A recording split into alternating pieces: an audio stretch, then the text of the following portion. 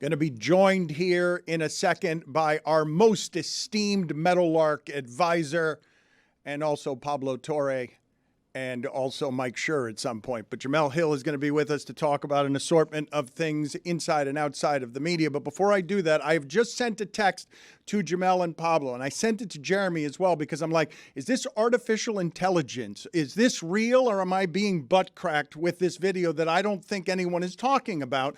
Jeremy, would you be so kind? I don't know if Jessica has seen this, and I don't know if Chris Cody has seen this, but will you just show them in real time what I texted Pablo and Jemele? Because it's not something I've ever seen in an NFL game, and it happened so quickly on the field that I can't believe it's real, and I'm in the middle of this week talking about Lamar Jackson some without talking about a play from that game where he threw the ball to Zay Flowers. This is great podcasting. Jeremy right now is showing Jessica his phone. Yes, but Jessica, and now come over here and show Chris Cody as well because I want to see. Now Jeremy's walking over. Yes. I'm not going to lie.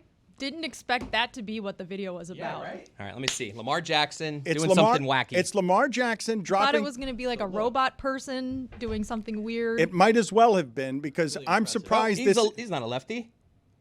Why'd he back up lefty? He dropped back to pass with his left arm, turned his back to where it is that he would be throwing it, and then swung back around to throw the ball right-handed. And it's simply not something I had ever seen in a football game before. I know Patrick Mahomes has thrown the ball, flipped it left-handed, behind his back, all sorts of shit, but I've never seen that. That's why he should be the MVP this season and also should not play on Sunday. And also the Ravens really just should forfeit that game. That's they right. should not play anyone in Could that it game. be that it was an accident? Nah, that looked pretty quarterback-y to me. Well, let's get into this with Pablo Torre and Jemele Hill because Lamar Jackson's not going to get the commercials, doesn't really have an agent, and I'm not sure as a player, we've seen many players like him, but also as a face and voice for a franchise, he's a different look and sound than all the quarterbacks who get the commercials. And I'm talking about white and black. I'm talking about Lamar Jackson sounds, talks, thinks, swaggers differently than most of the quarterbacks I'm watching. So, Jemele, let's start with you here. Your assessment so far of that quarterback and that team, given that at one point, 6-time Executive of the Year, Bill Polian told us that was a wide receiver, not the MVP of the league, followed by every loser in the league rushing this offseason to tell us they didn't want the MVP of the league as their quarterback. And thank you for joining us, by the way.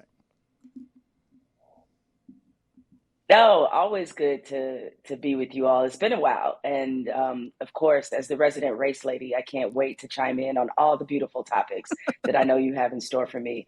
But I think and this is why Lamar Jackson, he reminds me so much of Allen Iverson. And Allen Iverson had a lot of the same elements that Lamar Jackson has.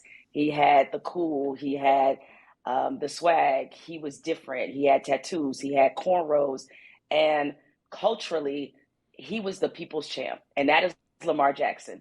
And so there's a lot of people, especially a lot of Black people, who culturally very much identify and relate to Lamar Jackson. But for a lot of boardrooms, for a lot of marketing firms, for a lot of those people who make those kind of fancy decisions, Lamar Jackson is not their cup of tea. He ain't gonna be getting a Campbell's soup commercial with his mama anytime soon. And that's the shame of kind of all of this, really, is that he's a cultural phenomenon that deserves to be elevated and celebrated, especially considering what he was up against from college on, this perception that he is somehow not doing it the real way, the right way, the way that quarterbacking or quarterbacking should be done. And so what we're witnessing now, to me, is Lamar not just defying what the perceptions are, but Lamar also sort of jamming everybody in their face with all of the things that they said should be detractions. And it's a beautiful thing to see, because often in sports, we don't get to see these kinds of things, but he is making so many people look so stupid on a weekly basis that the petty part of me that lives and thrives loves every moment of this, even though he totally destroyed my team, the 49ers.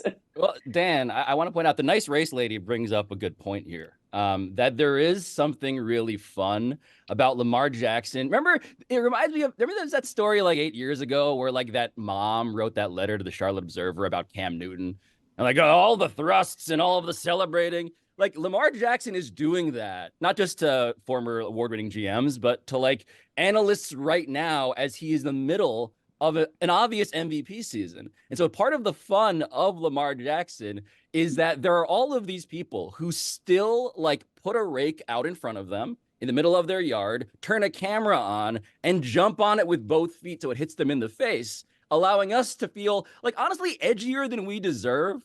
Because I agree that Lamar should be celebrated more.